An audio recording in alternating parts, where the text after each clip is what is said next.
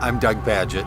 I live in Minneapolis, Minnesota. I'm part of a community called Solomon's Porch. I also do a lot of connecting and networking of people in a generous Christian spirit together.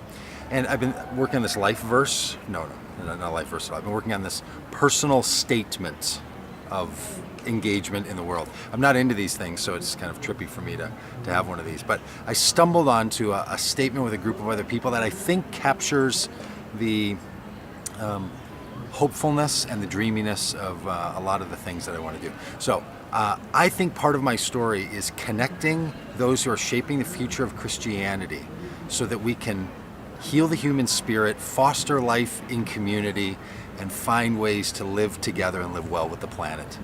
Anyway, I kind of like that. So that's the kind of stuff that I want to be about. And that's my little statement. Is that your story? That's my story.